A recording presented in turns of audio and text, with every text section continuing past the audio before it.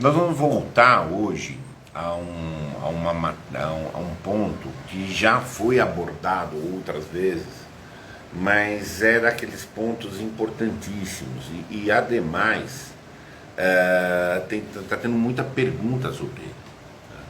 E é o problema da imaginação, a contribuição do imaginário para a inteligência.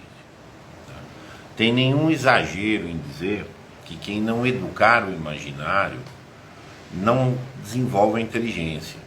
Por quê? A inteligência é uma interação, uma articulação entre o domínio da concretude e o domínio da abstração.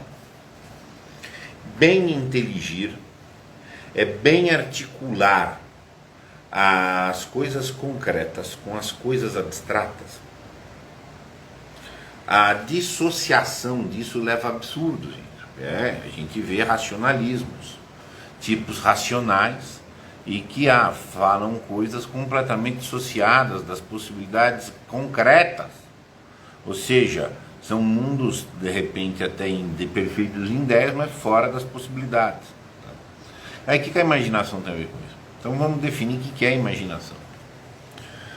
Que a concretude para nós é obtida diretamente no nosso contato com a realidade é óbvio, nós somos impressos, nós temos os sentidos, nós estamos recebendo impressões ininterruptas da realidade. E essas impressões também podem ser chamadas de afetos, vão disparar toda uma problemática emocional em nós, vão disparar uma memória que nós iremos ir acumulando, e em cima desse acúmulo, que é um acúmulo vivencial direto, a inteligência vai brotar, vai abstrair essas experiências, vai generalizar essas experiências, vai sintetizar essas experiências em termos concretos. E aí, propriamente, eu tenho o fluxo da matéria à forma. Eu, enquanto ser material, perceptivo, sensitivo, mais uma maturação da minha potência intelectual, eu abstraio e faço esse equilíbrio. Nada pode chegar ao nosso intelecto sem que tenha passado primeiro ao nosso corpo. Tudo bem, mas vamos ainda para a pergunta, é a imaginação, onde é que entra nisso? A imaginação é uma forma de vivência, é uma vivência emprestada. Então eu posso viajar, ir lá ver lugares, conhecer coisas, ter experiências reais, pessoais, intrasubjetivas, interrelacionais, viver mesmo nesse sentido, de ter uma vida mais rica dentro do que eu fiz, e de pessoas mais pacatas uma vida mais diminuída, e viveram menos, viram menos, perceberam menos, contactaram menos com as possibilidades da realidade. Tá? E a diferença entre quem viveu mais e menos. E aí a imaginação? A imaginação é uma forma de viver. Se eu penso algo totalmente abstrato, o todo é maior ou é menor do que as partes? Sim. O espaço vem antes. Há a possibilidade de haver tempo sem ter espaço. São discussões totalmente abstratas. Quando você discute algo assim, normalmente você não tem sequer um grande impacto emocional. Claro, de repente você resolve uma equação, x mais y vezes, e aí a raiz quadrada, e depois o logaritmo, enfim, ao infinito. É abstrato. Você pode ter uma emoção de ter conseguido o resultado, mas, via de regra, o procedimento é totalmente abstrato, portanto ele está um pouco alheio à dimensão sensível na sua execução. Agora a imaginação não. Vamos nos imaginar agora no litoral tomando água de coco. Eu faço uma imaginação, eu estou no litoral tomando água de coco, você a sua. Elas podem ser coerentes em ter elementos gerais comuns, litoral, água de coco, mas você montou a sua vivência única. Você terá imaginado uma praia diferente da minha, ainda que ambas sejam praias. A água ao coco, que nós imaginamos, cada qual imaginou o seu coco. Cada qual imaginou um frescor da água. Alguns terão imaginado, inclusive, uma brisa do mar, outros de outro jeito, cheiros. A imaginação, precisamente, é um meio de reproduzirmos sensações sem o contato direto com o percepto. Se eu estiver lá na praia, eu vejo a praia tal como ela é.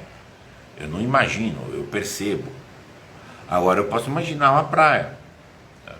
E isso é um processo ativo de imagens. Esse processo ativo de imagens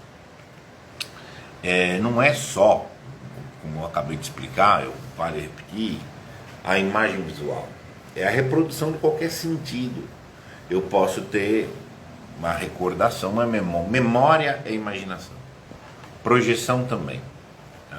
Então eu posso reproduzir algo tátil em mim. Eu posso ficar vendo aquele, o porco-espinho. Eu posso pensar num porco-espinho aqui, ver um porco-espinho e sentir minha pele mal porque o porco-espinho vai estar os espinhos dele em mim. É óbvio que a sensação decorrente da imaginação é uma sensação diminuída, coisa óbvia, em relação a se tiver um porco-espinho aqui na minha frente, né? Imagina, manifestamente, tá? Mas é esse processo de desenvolver a imaginação nos tonifica em perceber mais a realidade. Quanto mais sensações você tem imaginárias, mais você concatena essas possibilidades, mais você tem um refinamento da sua sensibilidade e, portanto, da sua percepção. E mais você consegue nutrir o chão, o solo sobre o qual a inteligência vai subir. A intelecção, a atividade, a ação da inteligência, ela precisa beber os fatos, os dados, a concretude propriamente, ou nos nossos sentidos, ou na nossa imaginação. Quem viveu pouco ou imaginou pouco tem solo frágil, né? O solo não é fértil para subir o prédio, subir a árvore da inteligência, vamos tentar um exemplo orgânico, tá? Então tem que desenvolver o imaginário. Hoje o imaginário é muito ignorado, tá? Então precisa. Qual que é o caminho? Qual que é o caminho áureo de desenvolvimento do imaginário? A literatura. Eu vou ler um romance que no Castelo da Rainha aconteceu isso, tal, o herói de capa e espada. Eu criei um, você criou outro. Cada qual de nós cria uma versão. Nós somos acostumados por esse processo a desenvolver a imaginação de forma ativa. Quando eu assisto a um filme, ele me instiga pouco a minha imaginação nesse sentido que eu estou trabalhando aqui. Por quê? Porque eu já recebo um castelo, já recebo uma imagem da capa da rainha, já recebo a voz das personagens. Tanto quando eu leio o romance, eu crio a minha versão do romance, que pode ter coerência com a sua versão do romance, porque elas podem coerir nos seus termos abstratos. Era um castelo, era uma rainha, era uma espada, era fulano tal, era beltrana tal. Mas as vozes de cada um, os cheiros, isso, etc., nós vamos estabelecer, que é o que chama de versão. Então é muito comum aquela experiência assim, você lê um livro, entende, e a sua versão do livro. Tá? Você apreendeu sensivelmente aquilo que você vai ver o filme.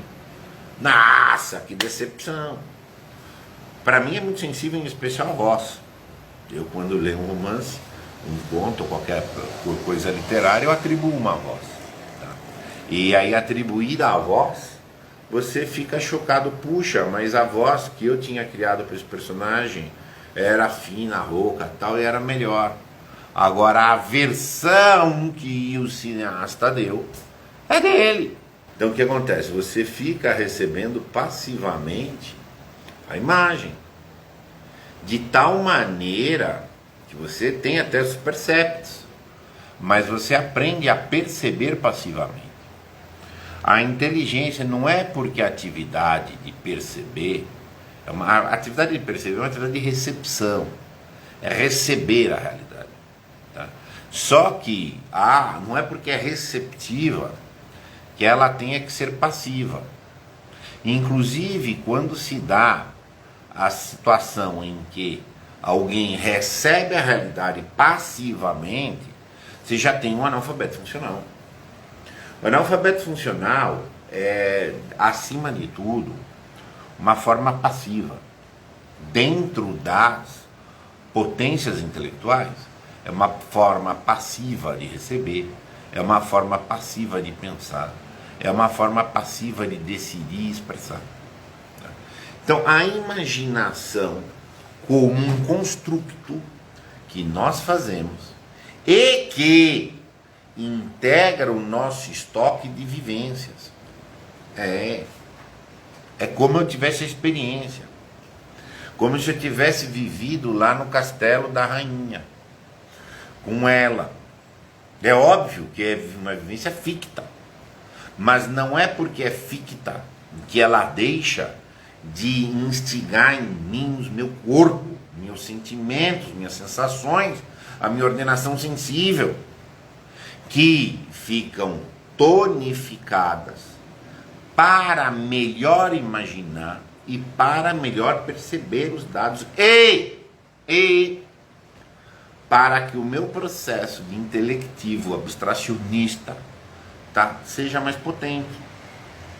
Uma pessoa sem imaginação tem muita dificuldade em assuntos abstratos. Eu não vou conseguir, no curso dessa live, mostrar exatamente como a imaginação é o lusco-fusco entre o sensível e o inteligível. Não dá um curso dessa live, não dá exatamente para mostrar o processo, digamos assim,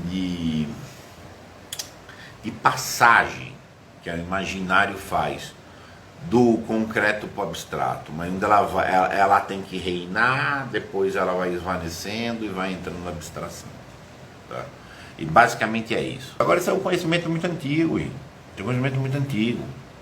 A capacidade de imaginar e ser essa imaginação uma longa-manos do sensível e que precisa tonificar o sensível para que depois o intelectivo propriamente dito, abstrato, suba de maneira sólida. Também Aristóteles, também Platão. Tá? Platão com algumas nuances, uma mudancinha aqui ou ali e tal. Aristóteles deixou muito claro isso. Né? Isso está totalmente confirmado hoje. Isso é manifestamente confirmado hoje com neurociência, confirmado por tempo. Sabe? Então, até hoje o pessoal não cultiva mais. Ao contrário, não é que não cultiva, está destruindo o imaginário. As pessoas estão destruindo sua imaginação. Por quê? Porque não lê. É o caminho áureo. Leitura. Você prefere trocar pelo contato direto. Ou seja, é uma recepção passiva. Se você recebe passivamente os dados primários, não queira que você vai elaborar ativamente os dados secundários. Gente. É meio óbvio.